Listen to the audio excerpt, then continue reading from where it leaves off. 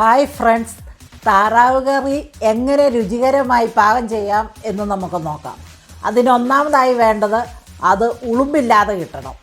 ഉളുമ്പില്ലാതെ ഇരിക്കണമെങ്കിൽ നമ്മളത് വൃത്തിയായി കഴുകണം. വൃത്തിയായി കഴുകുന്നതിന് മുമ്പ് നമ്മൾ ആദ്യമായി ഒരു താറാവിനെ വാങ്ങിച്ചുകൊണ്ട് വരുമ്പോൾ അത് അധികം നേരം പാക്കിങ്ങിൽ തന്നെ വെക്കാതെ ഉടൻ തന്നെ അത് പാഴ്സാക്കി കഴുകാനിടേണ്ടതാണ്. അതിനായി നമ്മൾ ഒരു പൂവൻ താറാവിനെ തന്നെ വാങ്ങിക്കുന്നതായിരിക്കും കൂടുതൽ നല്ലത്. അത് ഒരു 2 കിലോയിൽ താഴെയുള്ളതായിരിക്കുന്നതാണ് മയം വരാനൊക്കെ നല്ലത്. അപ്പം നമുക്കത് പാഴ്സായി കണ്ടിക്കാം. ആദ്യമായിട്ട് നമുക്ക് തല കണ്ടിച്ച് മാറ്റാം. തല കണ്ടിച്ച് മാറ്റിയതിന് ശേഷം നമുക്ക് കഴുത്ത് കണ്ടിക്കാം. അപ്പോൾ അതിന് മുമ്പ് നമുക്ക് ഇതെല്ലാം നല്ല വൃത്തിയായിട്ടാണോ ഇരിക്കുന്നതെന്നൊന്നും നോക്കുന്നത് നല്ലതാണ്. അപ്പോൾ എന്തെങ്കിലും ഉണ്ടോ എന്നൊക്കെ ഉണ്ടെങ്കിൽ അതും മാറ്റി വൃത്തിയാക്കണം. അതിനുശേഷം 2 ചിറകുകൾ നമുക്ക് അടർത്തി മാറ്റാം.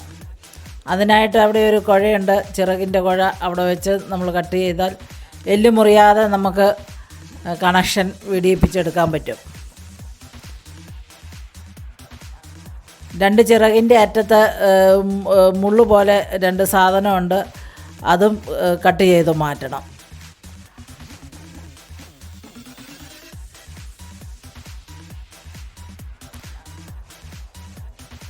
താറാവിനെ വാങ്ങിക്കുമ്പോൾ നമ്മൾ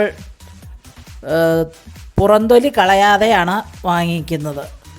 അതാവുമ്പോൾ കൂടുതൽ ടേസ്റ്റ് കാണും.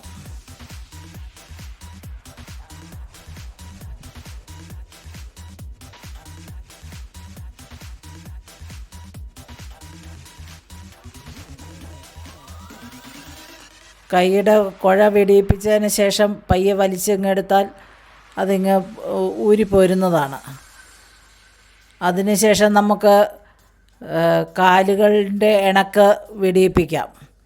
ഒന്ന് വരഞ്ഞ് വിട്ടാൽ മതി. ഇണക്കിൻ്റെ അവിടെ വെച്ച് നമുക്ക് ഞെളിച്ചു കൊടുത്താൽ അത് അടർന്നിങ്ങ് പോരും. അത് കഴിഞ്ഞ് തൊലിയും ദശയും കൂടി കട്ട് ചെയ്താൽ മതി, എളുപ്പം ഉണ്ടാവും.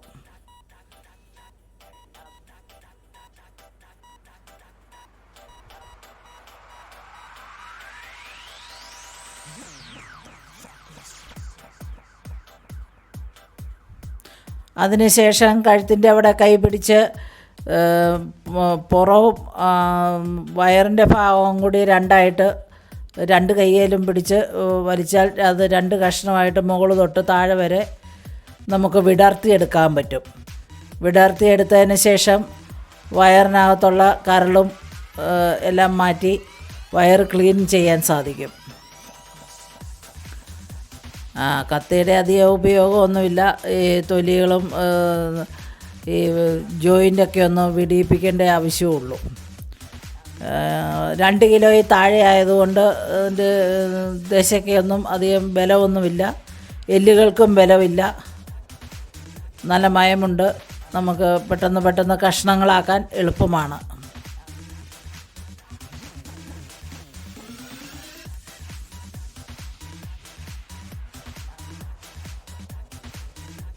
ചിറകിൻ്റെ അറ്റം നമ്മളിങ്ങനെ കട്ട് ചെയ്ത് കളയണം. അവിടെ ഒരു മുള്ളു പോലെയുണ്ട് ഒരു സാധനം. ഇനി നമുക്കത് ഞുറുക്കി കഷ്ണങ്ങളാക്കാം. ഒത്തിരി ചെറുതാക്കരുത്, ഒരു മീഡിയം വലിപ്പത്തിൽ അത് ഞുറുക്കിയെടുക്കാം. പിന്നെ ഇത് നമ്മൾ നാടൻ താറാവാണ് നമ്മളിപ്പം കറി വെക്കാനായിട്ട് വാങ്ങിച്ചേക്കുന്നത്. അതൊരു പൂവൻ താറാവിനെ തന്നെ വാങ്ങിക്കുവാണെങ്കിൽ അതാണ് കൂടുതൽ ടേസ്റ്റ്. കുട്ടനാട്ടിലെ താറാവാകുമ്പോൾ നല്ല വെള്ളത്തിൽ വളരുന്നതായതുകൊണ്ട് കൂടുതൽ ടേസ്റ്റുണ്ട്. ഇപ്പോൾ ക്രിസ്മസ് സീസൺ ആയതുകൊണ്ട് താറാവിനെ കിട്ടാനില്ല. താറാവിന് ഭയങ്കര വിലയാണ്. പിന്നെ അവിടെ ഓരോ അസുഖങ്ങളൊക്കെ വന്ന് ഇടയ്ക്കെല്ലാം താറാവിനെയൊക്കെ കൊന്നുകളയേണ്ട വന്നതുകൊണ്ട് ഇപ്പം ഇങ്ങോട്ടൊക്കെ കയറ്റി വരുന്നില്ല താറാവ്. പിന്നെ വിദേശികളാണെങ്കിലും ഒത്തിരി പേര് കുട്ടനാട്ടിൽ വരുന്നത് ഈ താറാവ് റോസ്റ്റ് ഒക്കെ കഴിക്കാൻ വേണ്ടിയാണ്. ഒത്തിരി വിദേശികൾ വരുന്നുണ്ട്. അങ്ങനെ കുട്ടനാട് താറാവ് താറാമുട്ടയും ഒക്കെ ഒത്തിരി ഉള്ളതുകൊണ്ട് നല്ല ഫേമസാണ്. ഇപ്പം നമ്മൾ അത് ഞുറുക്കിയെടുത്തു. അത് വെള്ളത്തിൽ നല്ലപോലെ കഴുകി അതിൻ്റെ ചോരമയം ബ്ലഡ് അംശം എല്ലാം നല്ലപോലെ കഴുകി കളഞ്ഞു. അതിനുശേഷം നമ്മൾ ഉപ്പിട്ട് കഴുകി, ഉപ്പിട്ട് അല്പം വെള്ളത്തിൽ കഴുകി, പിന്നെ കുറച്ചും കൂടി വെള്ളം കൂടുതലായി എടുത്ത് കഴുകിയെടുക്കുകയാണ്. അപ്പോഴും നല്ല ചോരമയമുണ്ട് വെള്ളത്തിന്. അത് നമ്മൾ മറിച്ച് കളഞ്ഞിട്ട് വീണ്ടും അത് കഴുകാനായിട്ട് വിനാഗിരി ഉപയോഗിക്കും. വിനാഗിരി ഉപയോഗിക്കുമ്പോൾ നമ്മൾ സിന്തറ്റിക് വിനാഗിരി അല്ലാതെ നമ്മൾ വിനാഗിരി തന്നെ ഉപയോഗിക്കണം. ആപ്പിൾ വിനാഗിരിയാണ് ഏറ്റവും നല്ല വിനാഗിരി. അതിനകത്ത് നമ്മൾ വെള്ളമൊഴിച്ച് ഡൈല്യൂട്ട് ചെയ്തിട്ട് വെള്ളത്തിൽ മുങ്ങിക്കിടക്കാവുന്നത് പോലെ നമ്മൾ വെള്ളം എടുക്കും. എന്നിട്ട് കഷ്ണങ്ങൾ അതിലേക്ക് ഇടണം. ഇട്ട് നല്ലപോലെ പതപ്പിച്ച് കഴുകണം. പതപ്പിച്ച് കഴുകിയാൽ മാത്രമേ അതിൻ്റെ ഇടയ്ക്കോടെയൊക്കെ ഈ വിനാഗിരി കയറി ഉളുമ്പൊക്കെ ഇറങ്ങി വരികയുള്ളൂ. ഉളുമ്പ് പോയാലേ നമുക്കത് നല്ല ടേസ്റ്റിൽ കഴിക്കാൻ സാധിക്കുകയുള്ളൂ. പലരും ഈ താറാവ് മേടിക്കാനും ഉണ്ടാക്കാനും ഒക്കെ മടിക്കുന്നത് ഇതിൻ്റെ ഉളുമ്പ് വരുന്നത് കൊണ്ടാണ്. അന്നേരം ഭക്ഷണം കഴിക്കാൻ വളരെയധികം മടുപ്പാവും. അപ്പം നമ്മൾ വീട്ടിൽ നമ്മൾ വെച്ച് കൊടുക്കുമ്പോൾ നല്ലപോലെ വൃത്തിയായിട്ട് കഴുകാൻ എപ്പോഴും ശ്രമിക്കണം. അത് പതപ്പിച്ചിട്ട് കുറച്ചും കൂടി ടാപ്പിൽ നിന്ന് വെള്ളം ഒഴിച്ച് കൂടുതൽ വെള്ളത്തിലത് പതച്ച് ഈ അരിപ്പ പാത്രത്തിലേക്ക് നമ്മൾ പെറുക്കിയിടുകയാണ്. അരിപ്പ പാത്രത്തിലാകുമ്പം കുറച്ച് വെള്ളം വാർന്നു പോകും. വീണ്ടും നമ്മൾ വെള്ളത്തിലേക്ക് ഇടുകയാണ്. വെള്ളം ഒഴിച്ച് നല്ലപോലെ കഴുകണം.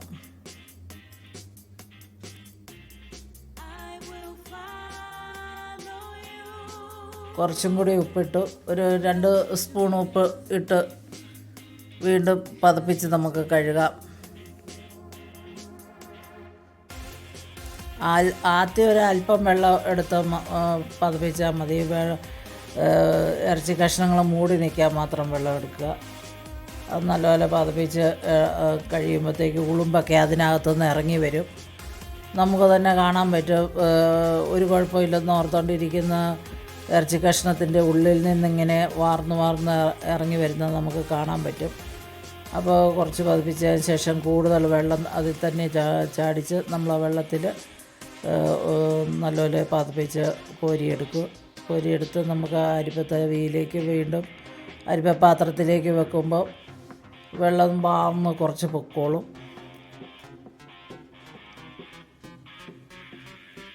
പാത്രമൊക്കെ വീണ്ടും നല്ലപോലെ നല്ല വെള്ളം ഒഴിച്ച് നമ്മൾ കഴുകുകയാണ്. കഴുകിയിട്ടതിന് ശേഷമാണ് നമ്മൾ ഇറച്ചി കഷ്ണങ്ങൾ വീണ്ടും ഇടുന്നത്. നമ്മൾ പെറുക്കി വെച്ച അരിപ്പപ്പാത്രവും വീണ്ടും കഴുകും. ഒരു ഉളുമ്പ് ഒന്നും ഇരിക്കാതെ നമ്മൾ വളരെയധികം ശ്രദ്ധിക്കണം. വീണ്ടും അങ്ങനെ നല്ല വെള്ളം ഒഴിച്ച് കഴുകി കഴിയുമ്പോൾ വെള്ളത്തിന് ഇച്ചിരി കളർ മാറ്റമൊക്കെ വരും. ആ വെള്ളം തെളിയണം. തെളിഞ്ഞാൽ മാത്രമേ അതിൻ്റെ ഉളുമ്പ് മാറുകയുള്ളൂ.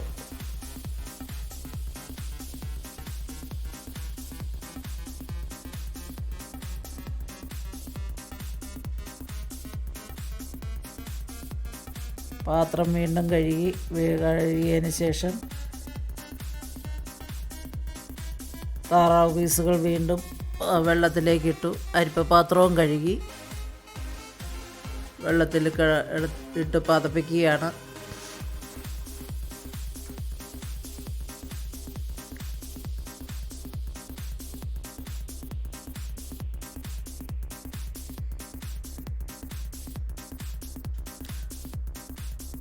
താറാവ് നമ്മൾ കറി വെച്ച് കൂട്ടുന്നത് നമ്മുടെ ആരോഗ്യത്തിനും വയറിനും ഒക്കെ നല്ലതാണ്. താറാമുട്ടയും നല്ലതാണ്. അപ്പം നമുക്ക് വീണ്ടും ഒന്നും കൂടി നാരങ്ങ നീരിൽ കഴുകാം.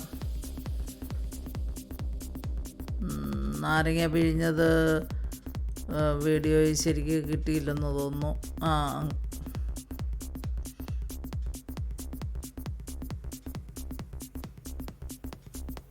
ഒരു അരമുറി നാരങ്ങ മതി.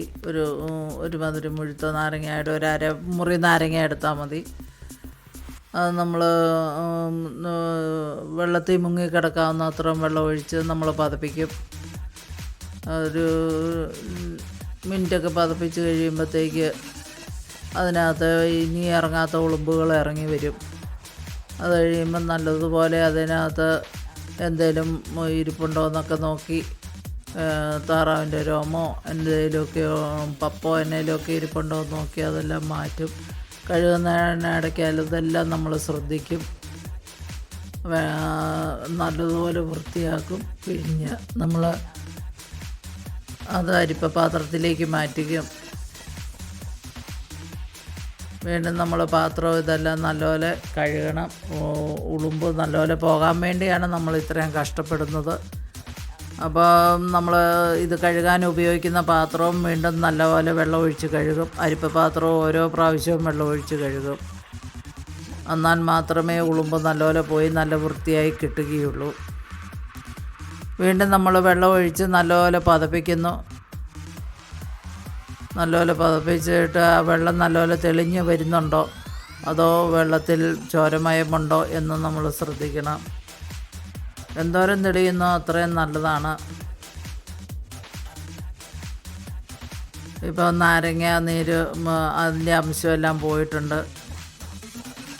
ഇനി അല്പം നമ്മൾ ഇച്ചിരി കൂടി ഇത് കളർ മാറ്റം ഉള്ളതുകൊണ്ട് ഇച്ചിരി കൂടി ഉപ്പിട്ട് കഴുകുകയാണ്.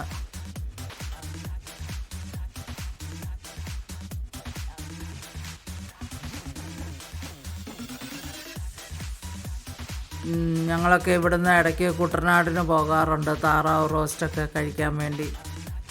അവിടെ അവർ വെക്കുന്നത് ഇവിടത്തേക്കാളും വേറെ വെറൈറ്റി രീതികളിലാണ്.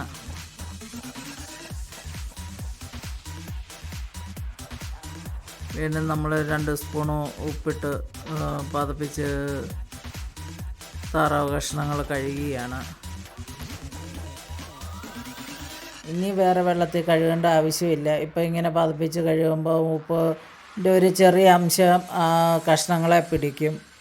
അപ്പോൾ അതൊരു കഷ്ണങ്ങൾക്കൊരു ടേസ്റ്റ് കൂട്ടും.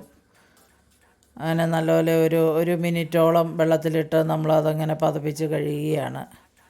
പിന്നെ ഇച്ചിരി കൂടുതൽ വെള്ളം കൂടി ടാപ്പിൽ നിന്നെടുത്ത് നല്ലപോലെ ചെരുവത്തിൻ്റെ പകുതിയോളം വെള്ളമെടുത്ത് നല്ലപോലെ കഴുകി നല്ലപോലെ പിഴിഞ്ഞ് അരിപ്പ പാത്രത്തിലേക്ക് വെക്കുവാണ്. അപ്പോൾ ഇനി എന്തെങ്കിലും ഞെക്കി പിഴിയുമ്പോൾ വെള്ളത്തിൻ്റെ അംശങ്ങൾ വല്ലതും ഉണ്ടെങ്കിൽ അത് ഊർന്നു പൊക്കോളും. ഇപ്പോൾ ഒരുമാതിരി നല്ലപോലെ വൃത്തിയായിട്ടുണ്ട്. ഇപ്പോൾ ഇത്രയും പ്രാവശ്യം കഴിയുമ്പം തന്നെ അതിൻ്റെ ഉളുമ്പെല്ലാം പോയിട്ടുണ്ട്. നല്ല ഭംഗിയായിട്ടുണ്ട്. കാണാൻ തന്നെ നമുക്ക് വളരെ ഭംഗിയാണ്. നമുക്ക് താറാവ് കഷ്ണങ്ങൾ ഒരു പ്രഷർ കുക്കറിലേക്ക് മാറ്റാം. സമയം കുറവായതിനാൽ ഈ വീഡിയോ ഇവിടെ വെച്ച് നമുക്ക് വൈൻഡപ്പ് ചെയ്യാം.